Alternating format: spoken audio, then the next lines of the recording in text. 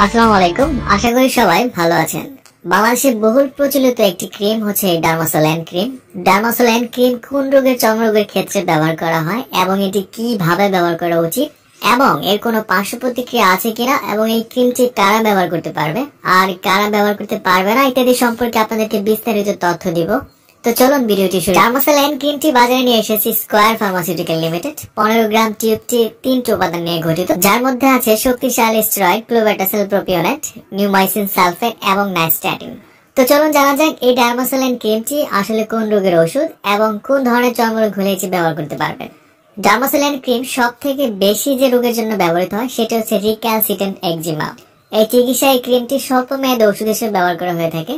রিক্যালসিট্যান্ট একজিমার কিছু স্থির চিত্র দেখে আপনারা নিশ্চয়ই রোগটি বুঝতে পারবেন। এ ধরনের রোগ হলে এই ক্রিমটি আপনি ব্যবহার করতে পারবেন। এছাড়া ডার্মাসোল্যান ক্রিম নিউরোডার্মাটোসিস চর্মরোগের ক্ষেত্রে ব্যবহার করা হয়ে থাকে। নিউরোডার্মাটোসিস রোগটি বাংলাদেশে প্রচুর দেখা যায়। এই ধরনের চিকিৎসায় ডার্মাসোল্যান ক্রিমটি ব্যাপকভাবে ব্যবহার হয়ে থাকে এবং ব্যবহারে দারুণ ফলাফল দেখায়। সোরিয়াসিস চিকিৎসায়ও ডার্মাসোল্যান ক্রিমটি ব্যবহার করা হয়ে থাকে। আমরা জানি সোরিয়াসিস এক ধরনের ভয়াবহ রকমের চর্মরোগ যা সহজে ভালো হতে চায় না। অন্যান্য মুখে খাওয়ার ওষুধের সাথে ডক্টররা সাধারণত ডার্মাসোল্যান ক্রিম ব্যবহারে নির্দেশ করে থাকেন। এছাড়া অন্যান্য ব্যথাযুক্ত চর্মরোগের ক্ষেত্রে ডক্টররা ডার্মাসোল্যান ক্রিমটি লিখে থাকেন। যেখানে অন্যান্য কম শক্তিশালী স্টেরয়েড ব্যবহার করে ভালো ফলাফল পাওয়া যায় না, সেক্ষেত্রে ডার্মাসোল্যানের মতো শক্তিশালী স্টেরয়েড দিয়ে চিকিৎসা করা হয়ে থাকে। তো চলুন জানা যাক ডার্মাসোল্যান ক্রিমটি আপনি কিভাবে ব্যবহার করবেন। এই ক্রিমটি স্বল্প মেয়াদী চিকিৎসার জন্য ব্যবহার করা হয়ে থাকে। এটি সাধারণত 7 থেকে 14 দিনের চিকিৎসায় নির্দেশ করা হয়ে থাকে এবং 2 বছরের কম শিশুদের ক্ষেত্রে এটি প্রতি নির্দেশিত এবং শরীরে যেসব স্থানের ত্বক খুবই পাতলা সেসব স্থানে এই ক্রিমটি ব্যবহার করা যাবে না। মিথস্ক্রিয়া ও সতর্কতা। ডার্মাসোল্যান ক্রিমের কোনো উপাদানের প্রতি সংবেদনশীল থাকলে এই ক্রিমটি ব্যবহার করা যাবে না। গর্ভাবস্থায় এবং স্তনদানকালে এই ক্রিম ব্যবহারের আগে অবশ্যই একজন ডক্টরের পরামর্শ নেওয়া উচিত। ডক্টরের পরামর্শ ছাড়া এই ধরনের ক্রিটিক্যাল সিচুয়েশনে এই ক্রিমটি ব্যবহার করা একদমই উচিত নয়।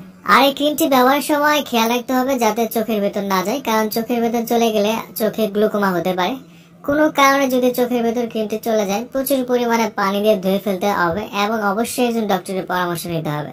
আবার অনেকে মেস্তা চিকিৎসায় ডার্মাসোল্যান ক্রিমটি ব্যবহার করে থাকেন, যা খুবই ভয়াবহ এবং মুখের চামড়ার জন্য মারাত্মক ক্ষতির কারণ হয়ে দাঁড়াতে পারে। দীর্ঘদিন এই ডার্মাসোল ক্রিমটি ব্যবহার করলে আলসার বা ক্যান্সারের মতো মারাত্মক রোগ হতে পারে। ডার্মাসোল্যানে থাকে ক্লোবেটাসিলের মতো শক্তিশালী স্টেরয়েড, যা আপনার মুখের মেস্তায় মাখলে মুখের চামড়া উঠে যায়। ফলে আপাতত দৃষ্টিতে প্রথম কয়েকদিন ভালো দেখালেও কিছুদিন পরে মুখে আরো অত্যাধিক রকমের কালো দাগ এবং মেস্তার আধিক্যতা বেড়ে যায়। তাই এই ধরনের শক্তিশালী স্টেরয়েড মুখে মাখা থেকে বিরত থাকুন।